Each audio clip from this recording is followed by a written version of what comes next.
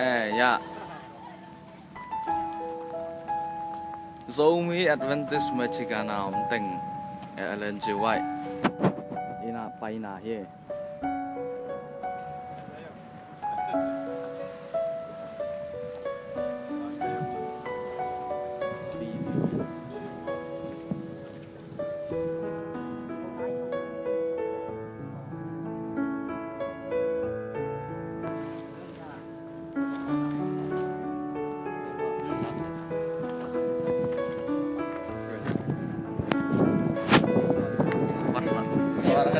En si no hay pa min man to le la hoy cái pura min ta te cái ai dùng vậy Mày tè. Dia kan ni dang lai kalian terbaik teh kop ni nahi na na ya li la si yang ni tuai so me Adventist khang no youth le all demo ya tom ya lang te zong info te zong ya na sai pen la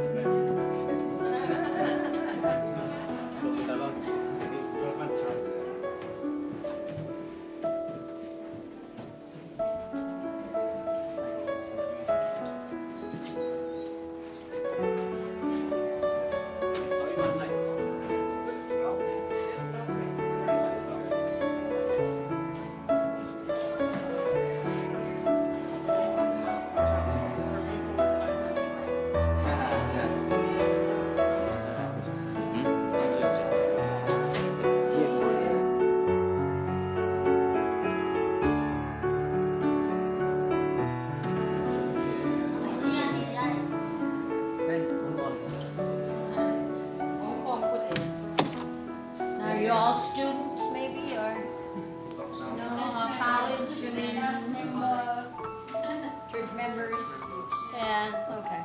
Are you still in college? Okay, well anyway, we want to welcome you.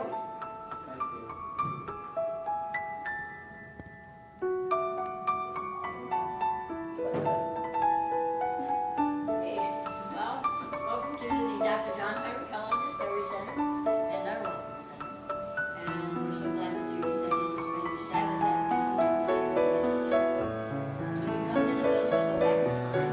You're in the 1800s. And we are going to show you the video about Dr. Kellogg and the museum out here. And then you can spend a little time. And then we take you out into the village. Now, is this first time for most of you? Yeah, okay. And some of you have been here before. Okay. The village does exist basically on a donation from the catalog there.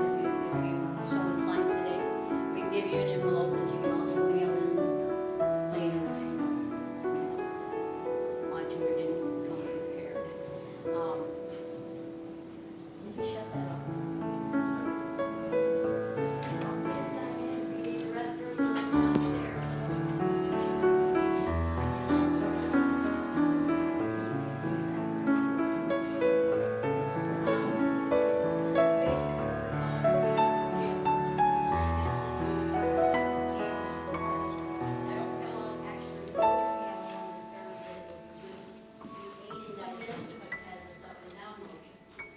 And if you've ever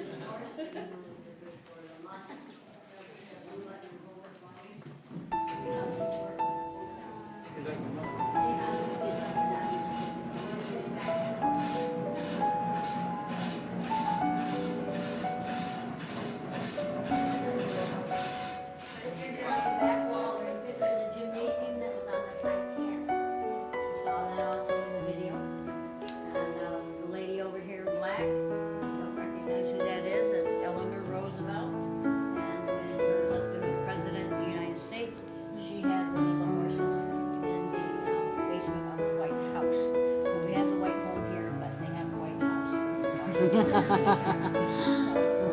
confused. We also have an adjustable wrist exercise. And this, see that this type is loose, right, that's loose, wherever you would like, right? Basically, it was on the wall, so you're up here like this. Dr. Kellogg was also one of the first to encourage cardiovascular exercise with music. Here.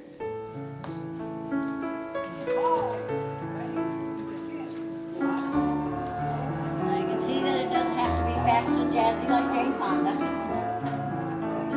But if you worked at the hospital, one of the criteria is that you would do a 10 or a 15-minute exercise program. And because you were working, they didn't want to get you hot and sweaty, but so you'd be doing more breathing and stretching, that type of thing. But if you were a patient and you were ambulatory, weather permitting, you would be outside also doing the exercise, which would be a little bit more rigorous. Lots of circles and stretches and this type of thing. Now would be either a nurse or a physical therapist or somebody that would be doing the exercise. This is in front, on the front steps of the sanitarium.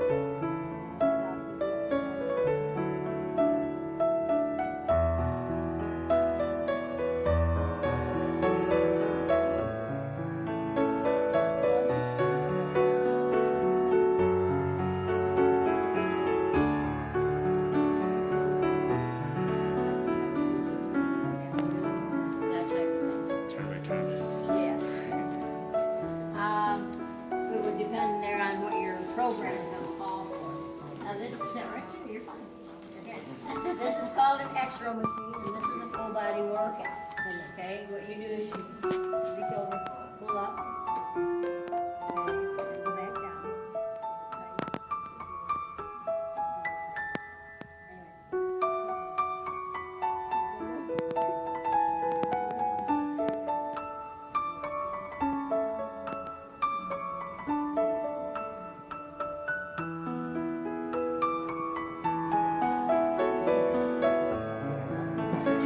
Tight now.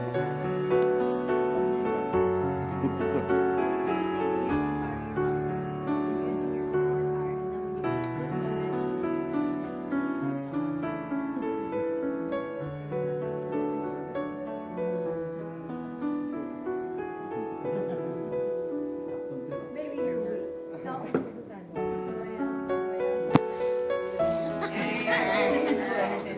Let's see it. นอนเลย ไม่เชื่อมวยนั่งกีตาร์ไป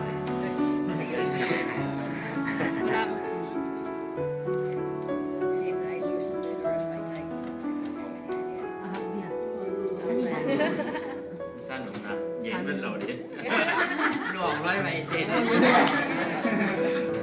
ต้องมึงกันหนิงก็เรียกอะไรอีก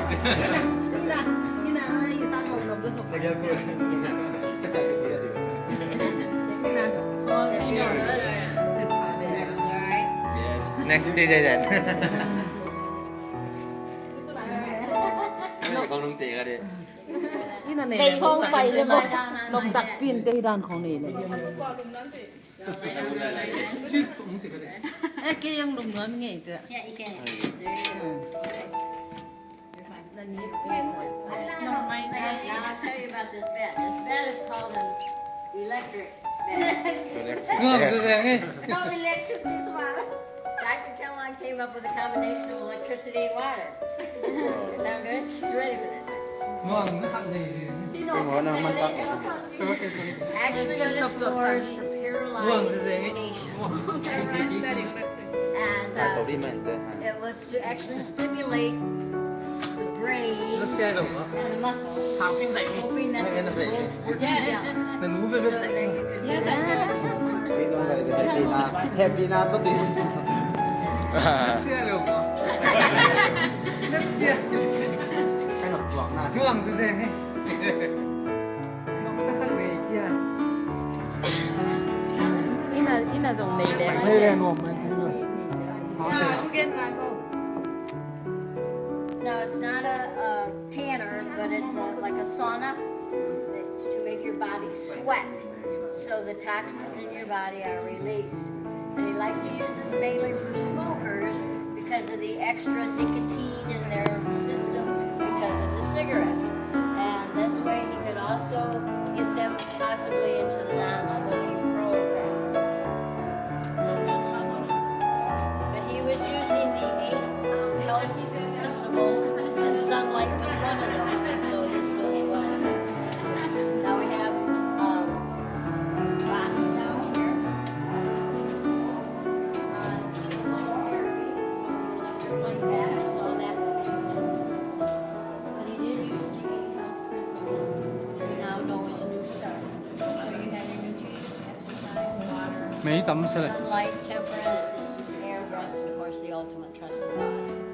And this is for such problems as arthritis, lung disease, skin infections, or skin disorders, some type of depression.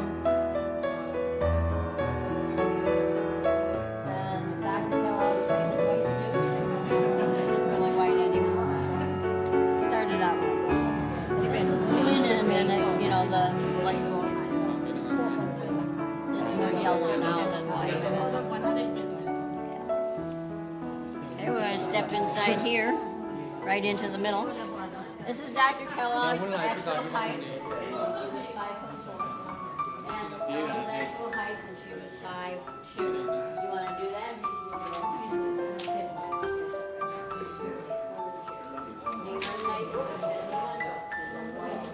Especially when you do the name. Okay. You saw in the video that Dr. Kellogg went to New York, and when he came back, he joined what was known as the Western Health Reform Institute, and that was our first hospital. That Ellen had a vision in 1863 that we needed to have a medical facility near Battle Creek because there wasn't. So the Lord was going to use Dr. Kellogg to get rid of these health myths that we had back 150, 175 years ago. Now there were deadly vegetables. Did you hear about the deadly vegetables? No. Okay. Well, this particular one talks about the tomatoes. And it was illegal to sell the fresh vegetables in New York because they were considered poisonous. And one man deliberately ate 3 tomatoes in public, causing those watching it he was going to commit suicide. Now, by doing that, he did 2 things. At least the tomatoes he was eating were not poisoned. And so therefore he didn't die. But if you grew your own, basically you were, probably safe. But if you bought them from the mercantile, they were being stored in lead containers. So you had the acid from the tomato plus the lead, which could, hurt basically. You can read some of the others, but night air. They actually felt that night air was considered dangerous. Sunlight was avoided, so the rooms were all locked up so tight. And so they were just breathing in the same air day in and day out, week after week, and so forth. And the history of our buildings are over here. We started out with the Western Health Reform Institute. 1875, Dr. Kellogg came and joined the staff. A year later was asked to be the director. And from the video you got that he stayed for 6 or 7 years. They soon outgrew this, well, basically burned down also. And so he built the 4-story building. We didn't have enough room, so he continued to build onto it. Then we had the big fire February 18, 1902. 15 months later, he has his building here up and operating. And it's the only building out of the 4 buildings that we have being standing. But in 1928, Dr. Kellogg borrowed money and put on the 2 towers, not realizing what 1929 was going to do. You remember 1929? Or you heard about it? American history. The stock market fell, the depression and that type of thing. So he struggled for about 4 years trying to keep the hospital going. So from 1928 to about 30, but he finally had to file for bankruptcy. that's basically how we got this video. But the federal government bought it, and then in 1943 to 53, it was known as Prison Hospital. Of course, we're in World War II at that time. And we had the soldiers would come back here and recuperate from their wounds, get any surgeries that they needed or whatever.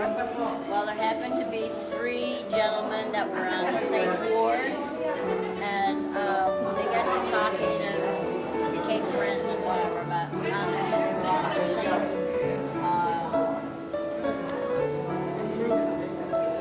at the war, but anyway. So in 2003, we had a big celebration, and we renamed the Federal Center after those 3 senators. They actually left here and became senators and that type of thing. So we have a new name. Then in 1953, or till the present time, it's now. But he took his last 70 patients that he had and his last 450 workers down here to this building here, Fieldstone building, and then that stayed in operation till about the mid-70s, and then it was torn down in 1905. He moved there in 43, but August. And then he died in December. So then it got mismanaged and we lost the federal government.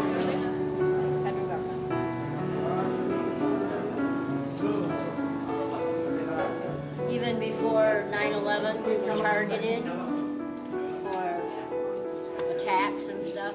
So then they started putting in security systems and everything. And then after 9/11, they really put them in. And so you can't go in there without ID, and you go through like you do at the airport, through the detectors. You have to make arrangements to go in there 2 weeks ahead of time, get your ID and all that kind of stuff. But he did invent the foot vibrator, the vibrating chair, and try all of those out.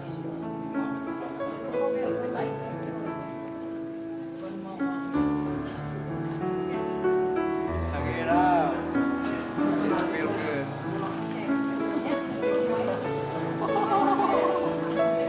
Belum aja cocok. This is the best one.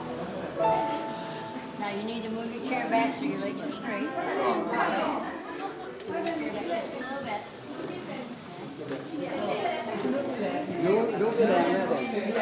But you want the full sensation to go all the way from the toe clear up here to the hip. And if the knee is bent, stop right here. You want to go way up there. Đúng rồi đấy. Khoan coi một cái cũng được. Trong thể sư chờ.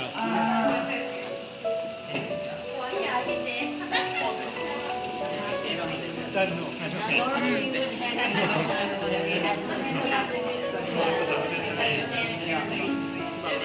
Ano siya?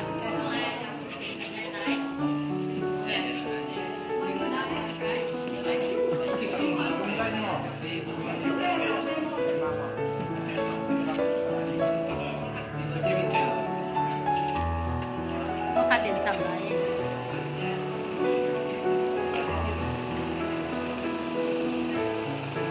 This is good to improve your circulation, relax your muscles, and soothe your nerves.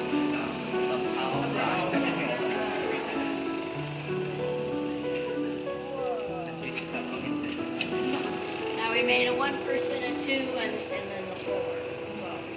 And normally, or usually, he would sell the 1 or the 2 private people.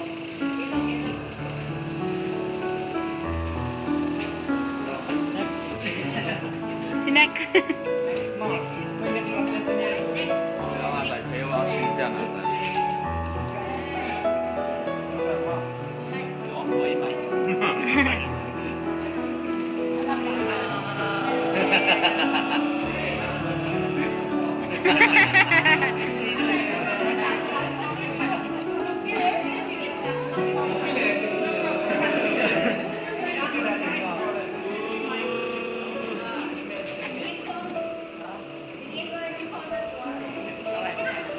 How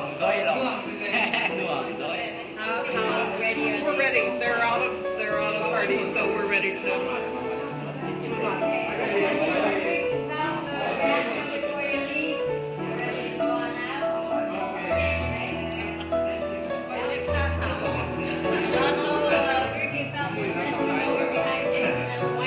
Lela.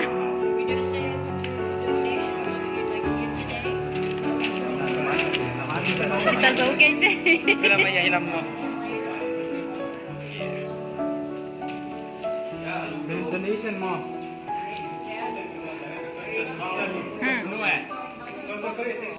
Was a minister who came here, and he and Elder Cornell, or Brother Cornell, held a tent meeting, evangelistic meeting, very near here, a couple of blocks from here.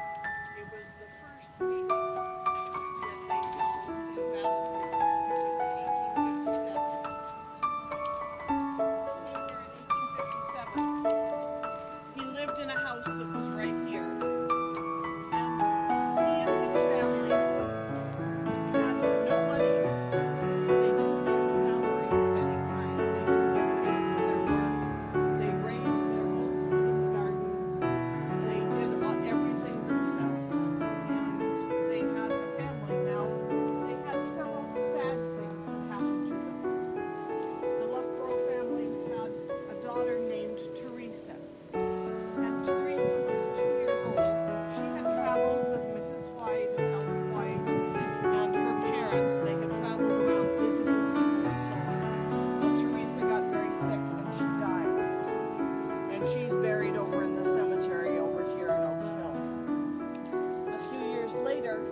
Another baby who lived for 6 weeks and then died also. But the saddest time of all for Elder Loughborough was when his wife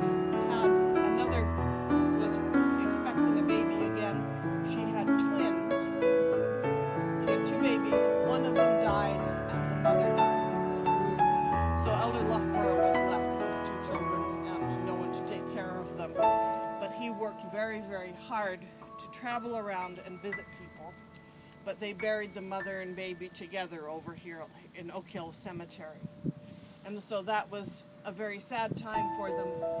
And there was a song that they used to sing, and I'll tell you about it here and I'll tell you about it over in Mrs. White's house. But there was a song that they used to sing about heaven. They'd sing a song that says, "There'll be no sorrow there, no sadness in heaven."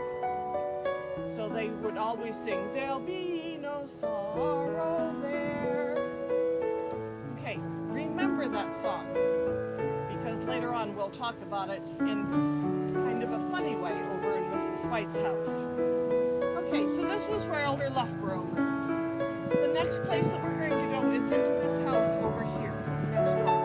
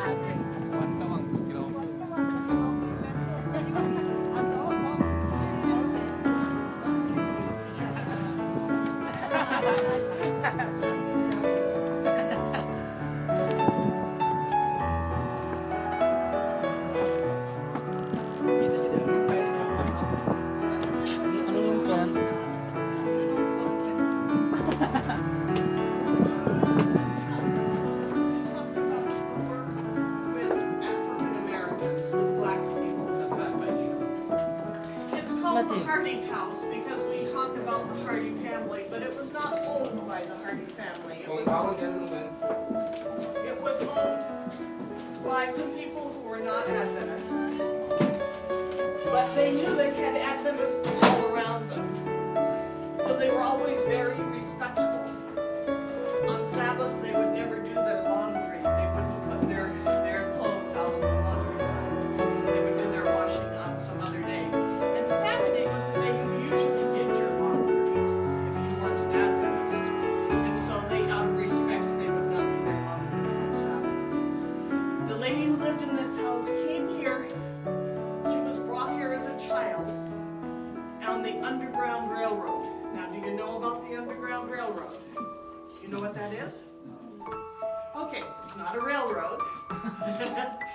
And it really wasn't underground. It was the way that slaves escaped from the South in the United States. There were people who helped slaves escape. And they helped them escape by hiding them in their houses. They helped them escape by hiding them in carts and other things like that. One story that we tell in this house is about a young man called Henry Brown. See this box? This is not the real box, but this is a copy. Henry Brown didn't like being a slave. He wanted to go north to the free country. He put himself in a box. He had somebody nail it shut. They put it on a boat. And he shipped himself in a box to the north. And he was shipped to Philadelphia. Now in Philadelphia there were many Christians, particularly Quakers, friends, who were helpful to the slaves. He put on it, shipped this box to Philadelphia. Somebody took the box down to the train station, they put it on the train. Then they took it off the train and they put it on the boat. And sometimes he was right side up, and sometimes he was wrong side up. So no one will get inside? Nothing would get inside, but sometimes he was, standing on his head. But he couldn't cough, he couldn't sneeze, he couldn't do anything because he would be found out. But he shipped himself north that way. John Byington, you see his picture over there. Do you know who John Byington was? John Byington was the first General Conference president. Okay, for the church, there's a General Conference. He was the first president of the General Conference. And you'll see where I get my beautiful looks. He is my great-great-grandfather. Oh. So, you can see why I'm so beautiful. Anyway, John Byington, and then he had a station on the Underground Railroad. He helped slaves escape from the South. This house is also used to tell the story of Mrs. White and her family visiting the Hardy house, the family named Hardy, William and Eliza Hardy. They were a black family, African-American family. And Mrs. White visited them, she ate supper with them. That wasn't done in those days. It wasn't acceptable. But she did it anyway. Their family visited the Hardy family. They ate with them. She wrote about what a good family they were. And we also talk about the Morning Star. This boat back here, there's a model of the boat. Edsa White, Mrs. White's son, built a boat and went south, lived on the boat because nobody would let him live with them. He lived on the boat and he took care of preaching the word, telling people about Christ and about the Sabbath and about all of the things that we believe in the second coming of Christ. And from his work, we have the beginning of Oakwood Industrial School, which is now Oakwood University. But this was all of the things in this house talk about freedom for slaves and the work with African Americans and the help that the work that we have done to further the cause for African Americans. Okay, we're going to go out the back door.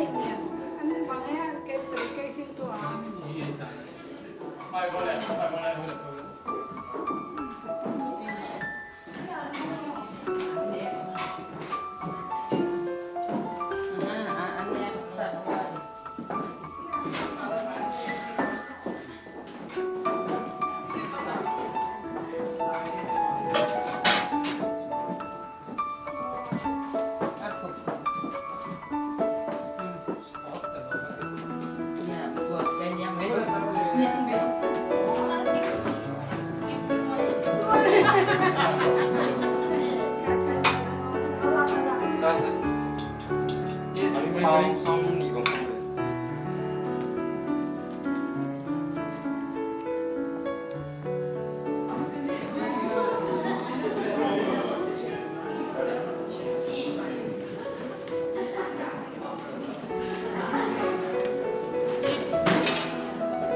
Angkat dia mah.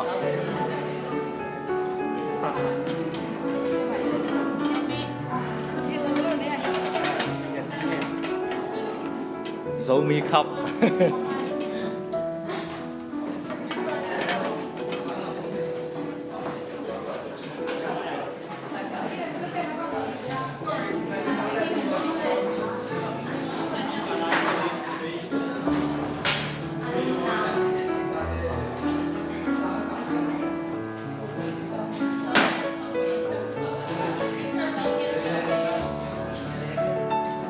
Okay.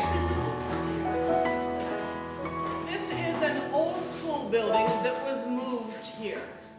It was given to us by the Battle Creek Historical Society. It was not an Adventist school, but it was an old school here in Battle Creek. And this school we used to talk about the beginnings of Adventist education. Now, many years before people lived in Battle Creek, before there were Adventists in Battle Creek, John Byington, you remember I talked about John Byington, his daughter Martha had a homeschool in New York.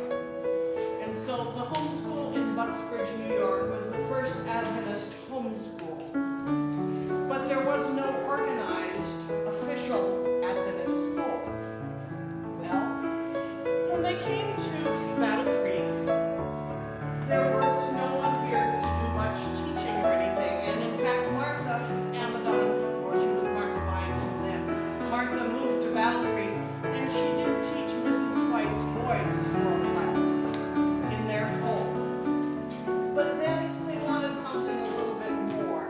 And let's see, I have to look for the name. In 1868, there was a patient at the sanitarium at the hospital. His name was Goodloe Harper Bell. And he had very bad health. And because he had very bad health, he was at the sanitarium getting his health improved. He went to, he had the physical exercise classes and all of the water, all of these things that Dr. Kellogg and you saw over there. Well, he had this, and he began to improve in health. And he had a roommate, Mr. Osborne, who every night would pray for him. He'd say, "Oh, Lord, please, help him to become a Christian." He prayed this every night for many nights. Excuse me.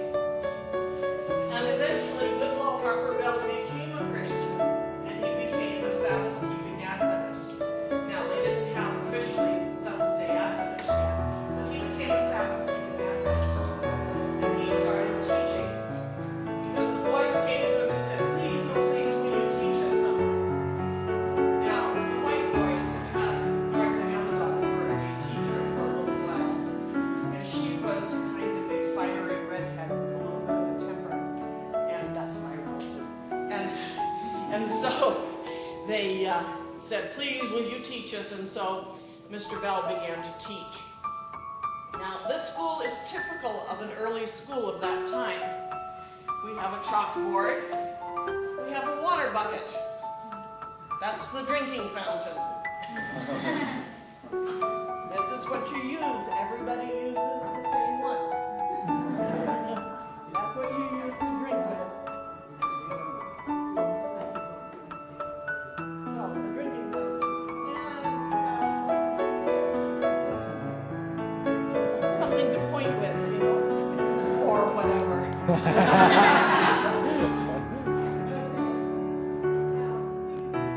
There was one person who made an invention to help with the schools. His name was Uriah Smith. You heard of Uriah Smith? Uriah Smith was an early Adventist also. Anything about Uriah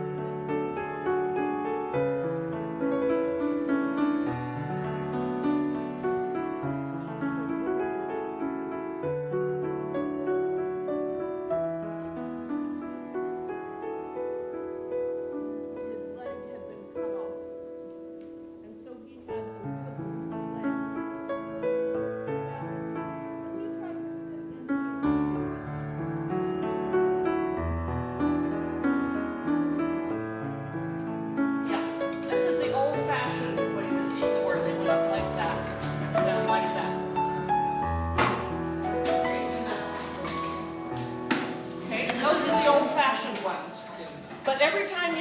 Smith tried to sit in one of those, his leg would get all stuck and caught, and he'd get all trapped in the chair.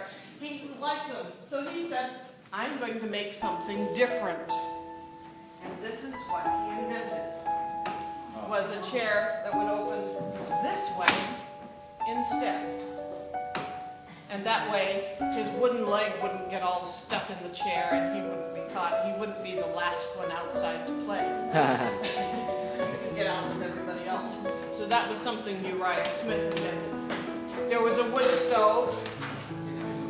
There was bathrooms outside. Bathrooms were outhouses. The wood stove, if you sat right there, you were very hot. If you sat over there, you were very cold. But you could just roast if you sat right beside the fire. But this was the kind of school that they had for many years. The Little Harper Bell began a school, and he started out the first official Sabbath-keeping Adventist school. He started out with 12 students, and by Christmas time he had 25 students. But these boys, Ensign White and William White, were some of the first students in that school. And they started the school in 18